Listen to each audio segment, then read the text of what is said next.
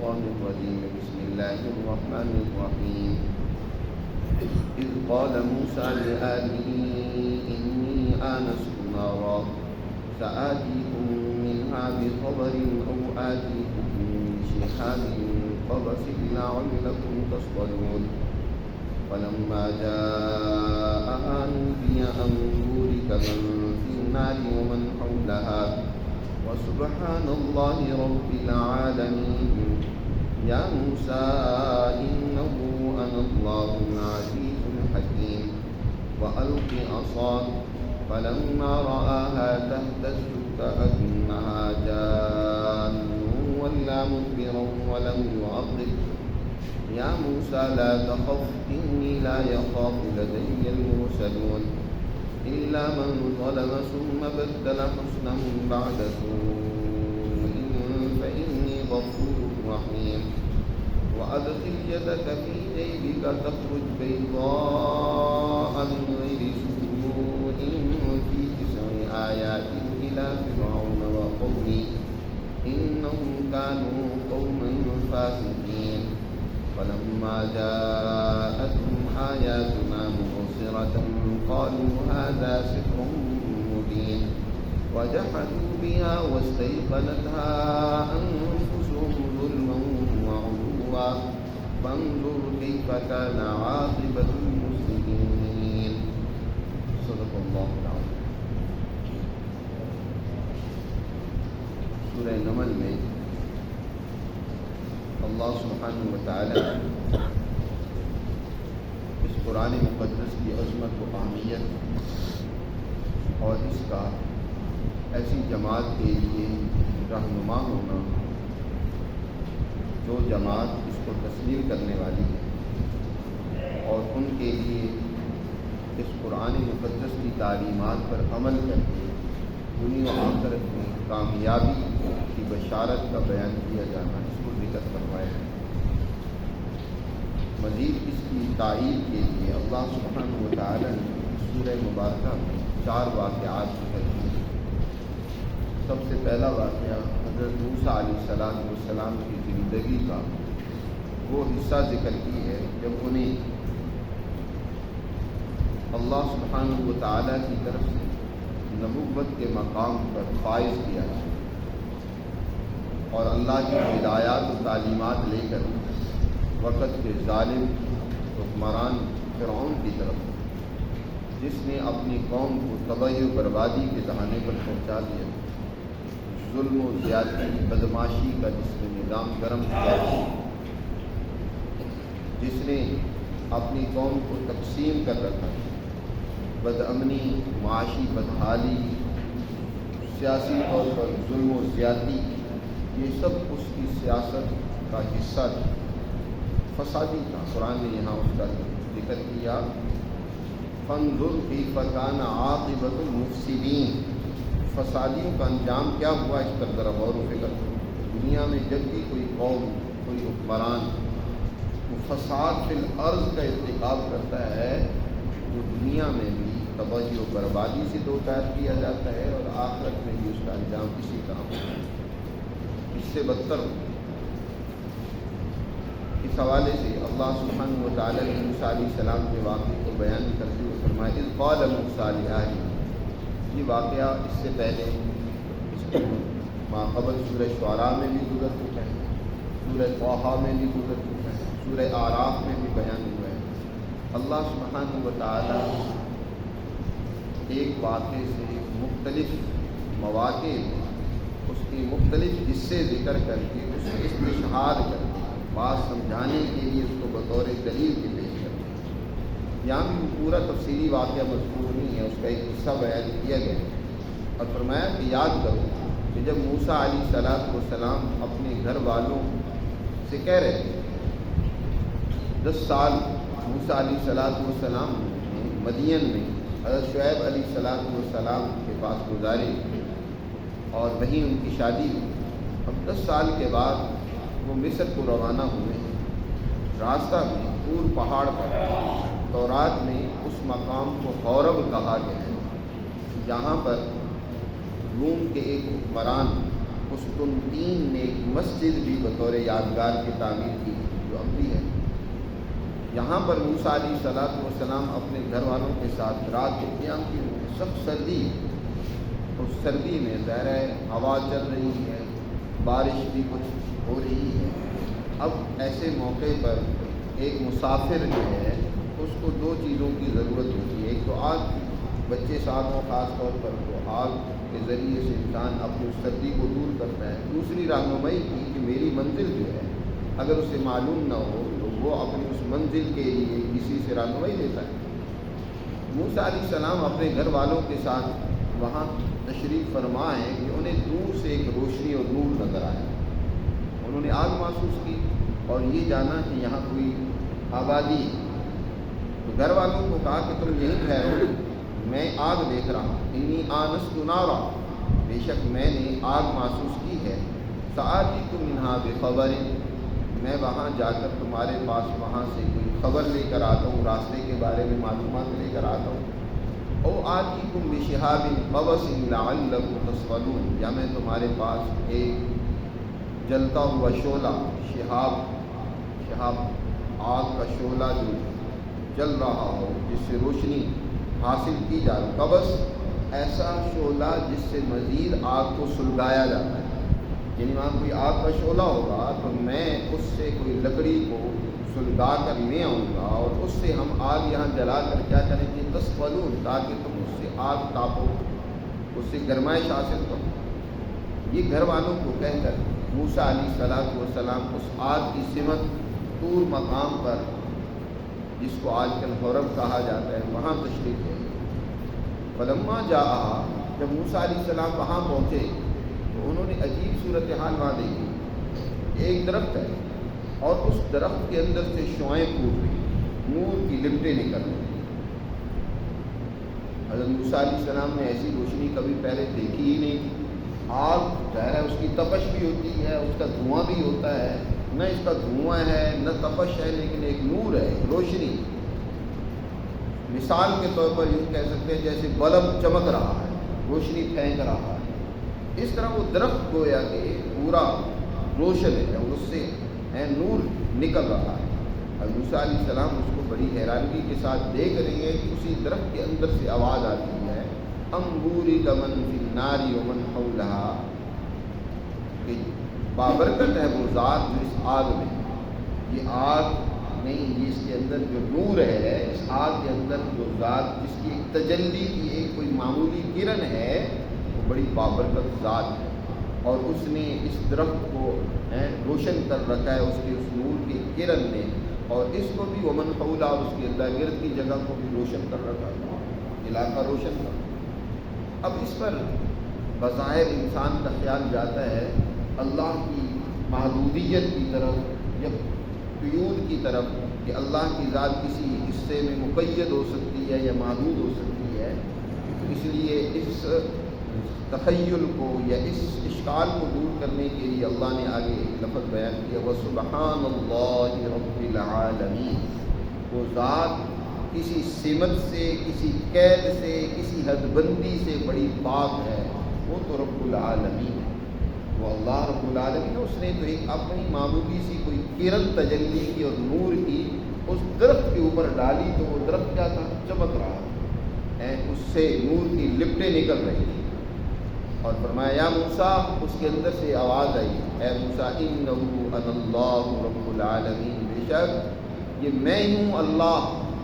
یہ جو نور ہے، یہ نور کی کرنیں ہیں، یہ اللہ کا نور ہے، اس کی تجلی ہے،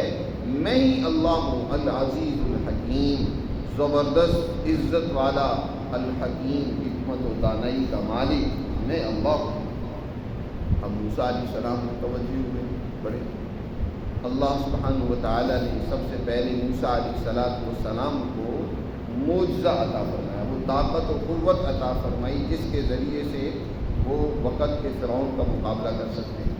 فرمایا وَأَلْقِ عَصَاكَ، دوسری جگہ پر تفصیل ہے کہ اللہ نے پہلے پوچھا کہ موسیٰ تمہارے ہاتھ میں کیا ہے، تو انہوں نے کہا کہ اللہ یہ لاٹھی ہے، میں اسے بکریاں چراتا ہوں، پتے درختوں کے جھاڑتا ہوں، بکریوں کو کھلاتا ہوں اور مختلف کام اس سے کرتا ہوں۔ تو اللہ نے فرمایا وَأَلْقِ عَصَاكَ، اپنی اس لاٹھی کو جو تمہارے ہاتھ میں ہے، بڑے عرصے دراز سے تم اس لاٹھی کو دیکھتے ہو، ذرا اس کو زمین پر ڈالو۔ فلما رأوا زمین پر ڈالی تو کیا دیکھتے ہیں کہ وہ لاٹھی جو برس ہا برس سے ان کے ہاتھ میں ہے، تہتز کأنہا جان، ایسے حرکت کر رہی ہے، ایسے دوڑ رہی ہے جیسے گویا کہ ایک بہت تیز رفتار سانپ ہوتا ہے۔ اس لاٹھی کو یہاں جان کہا، کہیں اللہ تعالیٰ نے فرمایا ثعبان، کہیں حیۃ تسعی، یہ اس کی مختلف صفات ہیں۔ جان ویسے عربی میں اس چھوٹے سپونگڑے کو کہتے ہیں جو بڑی تیزی سے حرکت کرتا ہے۔ ثعبان ایک بہت بڑا اژدہا، اسی طرح حیۃ تسعی، تو یہ اس کی صفات تھی۔ دیکھنے میں وہ بڑا موٹا تازہ تھا، لیکن تیزی اتنی تھی جیسے سپونگڑے کی تیزی ہوتی ہے، بڑی تیزی سے دوڑ رہا۔ اور موسیٰ علیہ السلام نے اول والا میں جب اس کو دیکھا تو واللہ مدبراً، پیٹ پھیر کر بھاگے، ولم یعقب، اور پیچھے مڑ کے بھی نہیں دیکھا، ڈر گئے۔ اور یہ ڈرنا طبی طور پر تھا، ظاہر ہے حضرت موسیٰ علیہ السلام نے انسان نے دیکھا کہ یہ بہت بڑا سانپ ہے اور حرکت کر رہا ہے، دوڑ رہا ہے۔ یہ بالکل ایسے ہی ہے جیسے نبی کریم صلی اللہ علیہ وسلم پر جب پہلی وحی غار حرا میں جبرائیل امین لے کر آئے، حضور صلی اللہ علیہ وسلم بھی گھبرا گئے، ڈر گئے، اور جب وحی پہلی اتاری تو سید الانبیاء نبی کریم صلی اللہ علیہ وسلم گھبرائے ہوئے، ڈرے ہوئے گھر میں تشریف لائے اور اپنی اہلیہ سے کہا زمیرونی زمیرونی، مجھے چادر اڑا دو، پسینے سے سخت سردی میں آپ کو عجیب حالت آپ کی کپ کپی والی اور بہت ہی تکلیف دہ حالت، تو فرمایا کہ مجھے تو اپنی جان کا ڈر اور خوف لگ رہا ہے۔ یہ تبھی ڈر ہوتا ہے جو انبیاء علیہ السلام پر بھی آتا ہے۔ اسی طرح موسیٰ علیہ السلام جو سانپ کو دیکھ کر ڈرے تو اللہ نے فرمایا یا موسیٰ لا تخف، اے موسیٰ ڈریے نہیں، انی لا یخاف لدی المرسلون، میرے حضور جب رسول آتے ہیں تو انہیں ڈرنے کی ضرورت نہیں ہے، انہیں تو اعزاز و اکرام سے نوازا جاتا ہے۔ ڈرنا تو اس کو چاہیے جو ظلم کر کے جی، جو نافرمانی کر کے، الا من ظلم، ظالم کو ڈرنا چاہیے اللہ سے جو کسی پر ظلم کرتا ہے، لیکن ظالم کو بھی مایوس نہیں کیا، مگر اگر ظالم وہ ہے کہ ثم بدل حسنا بعد سوء، برائی کے بعد اس نے اچھائی سے اس برائی کی تلافی کر لی، غلطی ہو جاتی ہے، انسان ہے، لیکن آپ نے اس غلطی کا ازالہ کیا، توبہ کی، اس کو دور کیا، تو یاد رکھیے فإنی غفور الرحیم، بے شک میں بڑا بخشنے والا، بڑا مہربان ہوں۔ جی، گناہ گار کو بھی اپنے گناہ پر ندامت سے اللہ کی حضور معافی مانگنی چاہیے، تو اللہ تو بڑا معاف کرنے والا ہے، بڑا مہربان ہے۔ پہلا معجزہ عصا کا دیا، اور دوسرا پھر فرمایا وَأَدْخِلْ يَدَكَ فِي جَيْبِكَ، داخل کیجیے اپنا ہاتھ اپنے گریبان میں، تو تخرج بیضاء من غیر سوء، بغیر کسی تکلیف کے وہ چمکتا ہوا نکلے گا۔ تو یہ نہیں ہے کہ اس میں کوئی برس کی بیماری یا کوئی اور تکلیف ہے، بغیر کوئی نہ آپ کو تکلیف ہوگی نہ کوئی بیماری ہوگی، لیکن وہ ایسے اس سے لپٹیں نکلیں گی جیسے سورج کی طرح چمکتا ہوا نکلے گا۔ یہ دو معجزے ان آیات، ان 9 معجزات میں شامل ہیں جو اللہ نے آپ کو دے کر فرعون کی طرف بھیجا ہے اور اس کی قوم کی طرف۔ یہ آیات الا فرعون و قومہ، اس کے علاوہ 7 اور معجزات بھی اللہ نے عطا فرمائے تھے موسیٰ علیہ السلام کو، جن میں سے مثلا دریا کا، سمندر کا، اور وہ خاص طور پر دریا جو ان کی محلات کی طرف جس کا پانی جاتا تھا، جس پر روزانہ فرعون نہاتا اور غسل کرتا اور وہاں اٹکیلیاں لیتا، مزے کرتا تھا، اللہ نے اس سارے پانی کو خون میں بدل دیا۔ اسی طرح مینڈک ہیں، جوئیں ہیں، یہ مختلف جو ان پر اللہ کے عذاب آئے، یہ بھی حضرت موسیٰ علیہ السلام کو اللہ نے بطور معجزے کے 7 معجزات عطا کیے تھے، جن کا پہلے ذکر گزر چکا ہے۔ تو یہ 2 معجزے ان میں 9 کے ساتھ ملا کر یہ 9 معجزات ہوئے ہیں۔